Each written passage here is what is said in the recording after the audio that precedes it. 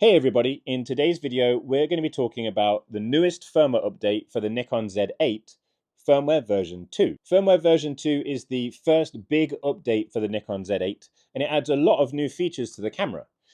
Some of those features are borrowed directly from the Nikon Z9 and this firmware update specifically puts the Z8 on par with the Z9 in a lot of situations. And in some situations, the Z8 actually has newer options that the Z9 doesn't have, so effectively takes the Z8 ahead of the Z9 in some spaces as well. I've been able to shoot with the firmware over the past few weeks, and it actually coincided that I was able to get firmware version 2 just before I went on a trip to Iceland. So I've been able to test this in really good environments and just test out some of those new features and hopefully get some really good sample shots to show you how some of those features work.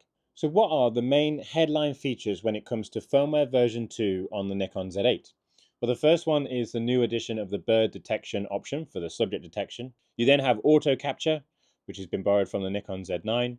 We also then have pixel shift, which I was very surprised about. More on that later. And then you also have rich tone portrait as a new picture control option as well. I'll go through all of those main changes in a lot more detail, and then we'll go through some of my favorite smaller changes as well. So when it comes to the new subject detection option for birds, this is something that's been available in the Nikon Z9 for quite a while now. It was added a couple of months ago with its last firmware update. The Nikon Z8 now has the same option to look for specifically birds. Just for clarification, the Nikon Z8 has always been able to track and subject track birds, but it either had to do this in the auto subject detection option or it had to do it in the animal subject detection option. And as soon as you put a bird in front of the camera, it then recognizes that it has its eyes, its face, its wings, and it would allow you to track the subject. But the new option is specifically looking at just birds rather than all animals. And this is particularly important for those of you that are shooting birds in flight and birds against difficult and contrasty backgrounds. If you are specifically using your Nikon Z8 for bird photography, then this subject detection option is the one that you should be using. It outperforms the animal subject detection and it outperforms the auto subject detection. So if you know you're going out to shoot birds specifically, it's a no-brainer that you would effectively just turn that into the new bird detection option. It puts the Z8 on par with the Nikon Z9. From my own experiences and the few shots that I've been able to get of birds in Iceland over the past couple of weeks, I've been really impressed with how it finds the subject and keeps track of the subject, even against very difficult backgrounds. I had the opportunity to shoot some fulmars in flight against cliff faces that were very similar colors. They were black cliffs with white snow, and they contrasted quite nicely as a background to the subject, but it did mean it was quite easy for those subjects to be lost. But my camera didn't lose them, it kept track of them. Now, I do want to do lots more testing on this new bird subject detection option. As I said, it is going to be very similar to those of you that are already shooting with a Z9, so I'm not expecting it to be too drastically different to that. However, I am just about to go on a trip to the Cairngorms in northern Scotland, where I'm going to have the opportunity to also shoot lots of small, very fast woodland birds. So I am going to do a lot more testing in that week and hopefully show you some of the results that I had from that when it comes to the Z8 and focusing on very small, fast woodland birds in flight. That's what I'm going to go and try and do. Photographing birds is a very big part of my photography, so that's a really important addition for me. I'm thankful that it's finally in the Nikon Z8, having been in the Z9 for the past few months. Next up is auto capture. Now, auto capture has been around for a while in the Nikon Z9. I've done a lot of videos myself on the Nikon Z9 auto capture, and I've done videos for Nikon specifically on auto capture as well. I was also involved in a very early stage with auto capture before it even came to the Nikon Z9. So I have lots of experience with auto capture. I'm not going to go into too much detail about it in this video. If that is something that you're really interested in, I recommend checking out the other videos that I've done. I will show you the menus just to give you an idea of what auto capture looks like. So you'll be seeing the different options you have available to you now in the Z8. Very similar to the layout for the Z9.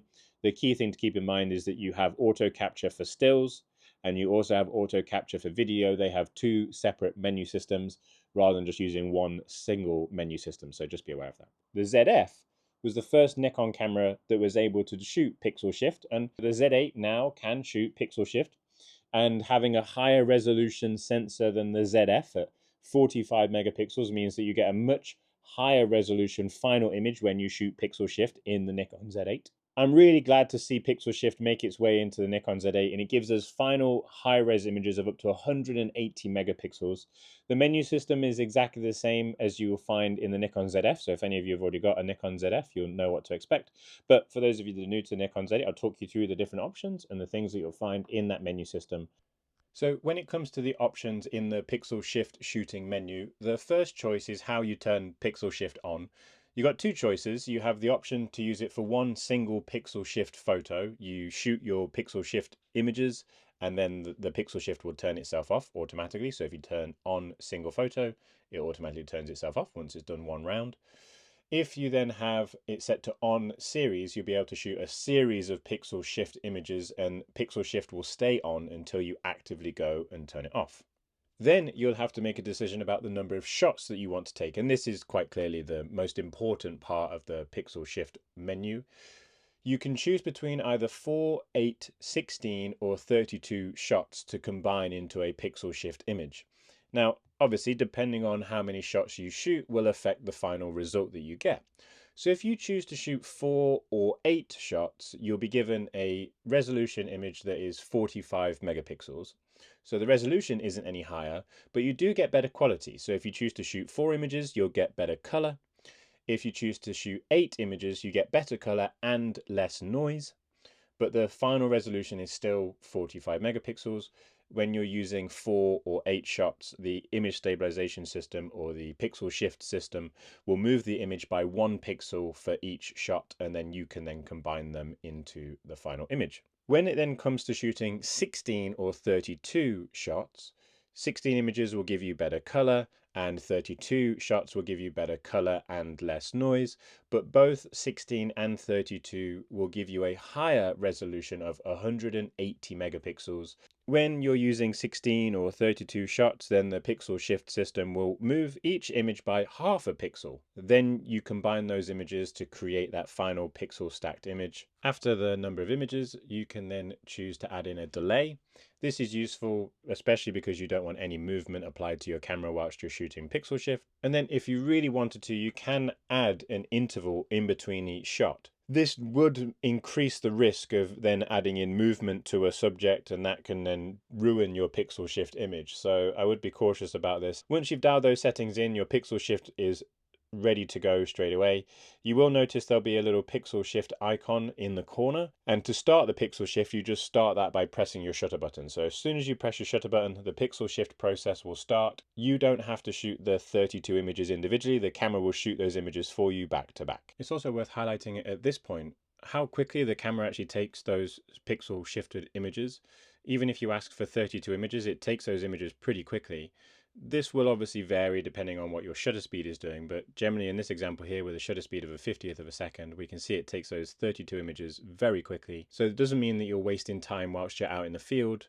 It just means that you are stacking those images in software when you get back home rather than in the camera though, but it does take them very quickly. One other really cool thing that I thought was quite nice about pixel shift is you can add pixel shift onto a function button.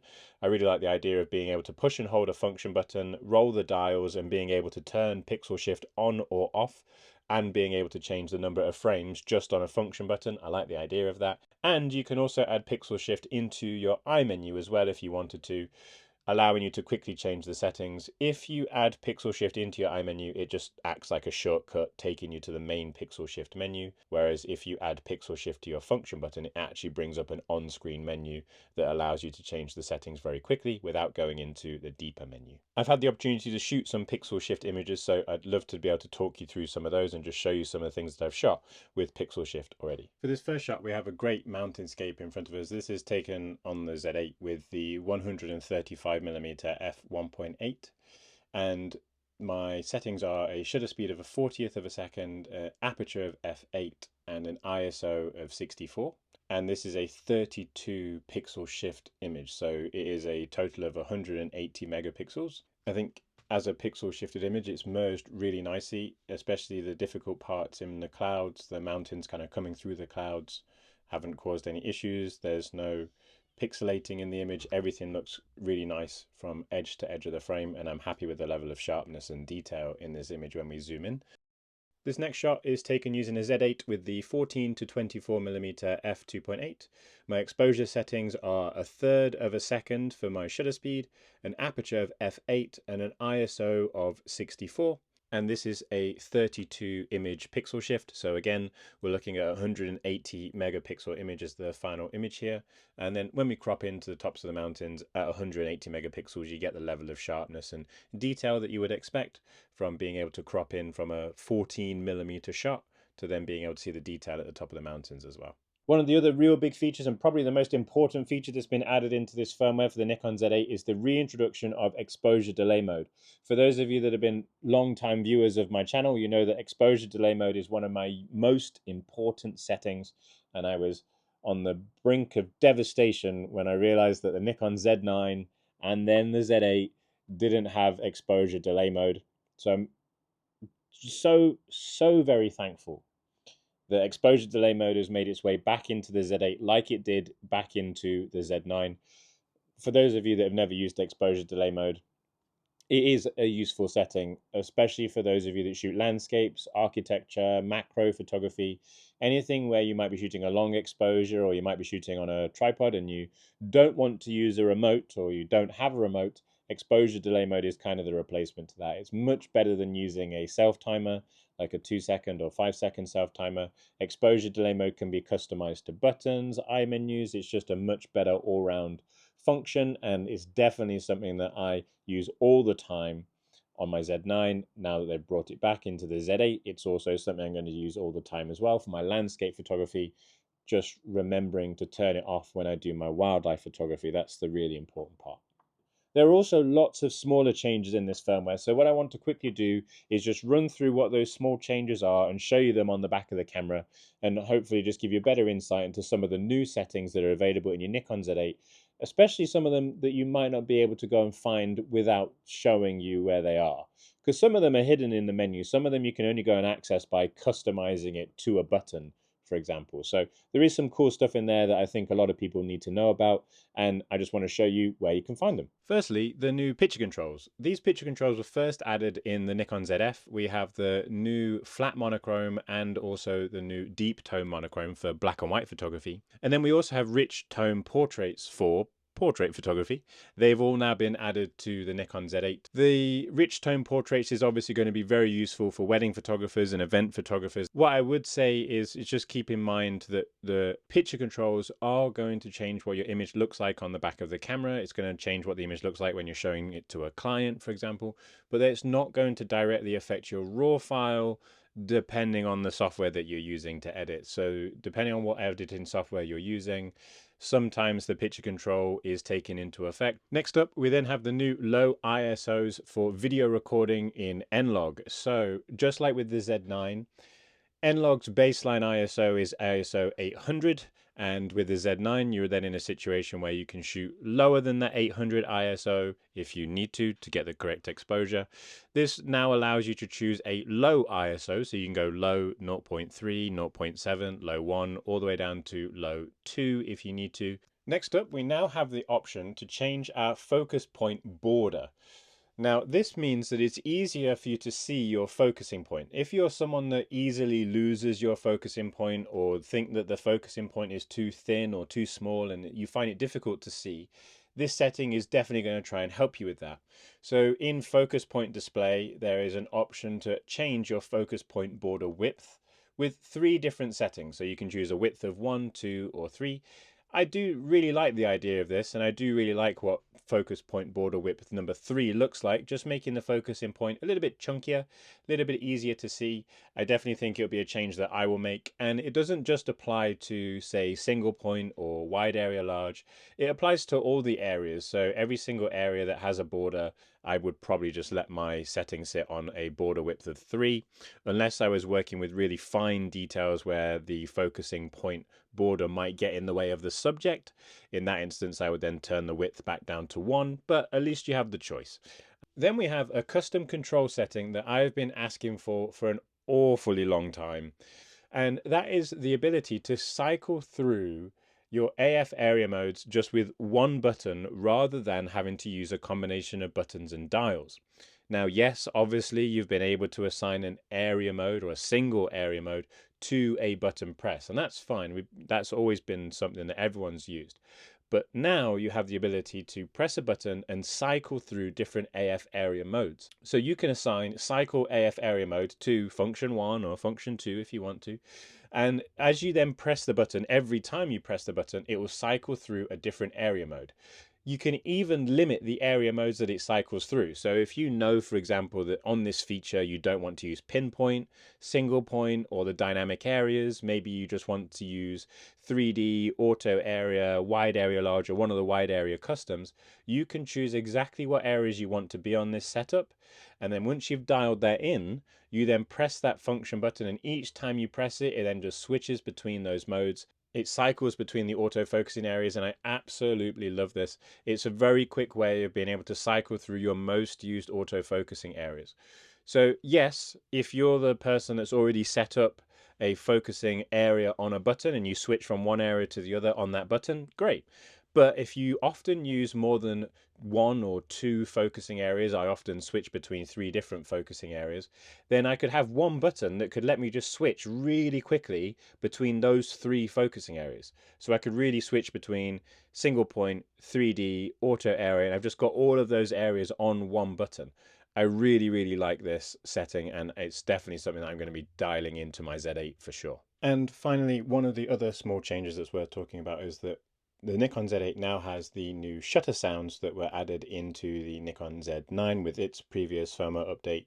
So you can choose from those different shutter sounds. If you don't like the default shutter sound, you can change that to one of the new sounds. I'll let you go and listen to what those new sounds sound like on your Z8 when you update your firmware, but definitely check them out in case there's a sound that you like better than the default sound. Unfortunately, there is still no cat meowing sound or the option for a custom sound. So there's still clearly some work to do, but there's room for improvement all the time, right? I, for one, am incredibly happy with what's been added to the Nikon Z8 for firmware version 2. The Z8 is effectively my main camera now. Having shot with this for almost nearly a year, almost, the Z8 definitely is the camera I go to over the Z9. Not because there's any difference in performance or anything like that. I just prefer the slightly smaller body of the Z8. And now that it has that dedicated bird mode, pixel shift, now that it has auto capture as well, it's just more of a complete body, and I don't have to go back to the Z9 for shooting birds and wildlife as well. So I'm really happy to see the adjustments that have been added to this Z8. As I mentioned earlier, I really want to do a lot more testing around the Z8 and the bird mode specifically, and I'll definitely come back to you about some of my findings on that Z8 bird photography mode over the next couple of weeks. I'm really excited to see how it performs for very small, fast birds in flight, but from what I've seen so far, I've been really happy with it. If you've enjoyed today's video, then please do make sure that you subscribe to the channel. We are extremely close to 50,000. If not, by the time that this goes live, we might have already passed 50,000. So if we have, thank you so much for that support. I have had a bit of a quieter time when it comes to uploading videos on the channel, and I do definitely want to get back into some of the educational side of things as well. So do keep an eye out for that. And as I said, if you haven't subscribed to the channel already, please feel free to do so. If any of you have any questions about firmware version 2, please do put them in the comments below. I'll be replying to questions once the video is uploaded. Thank you so much for watching. I hope that you found this video useful. Goodbye.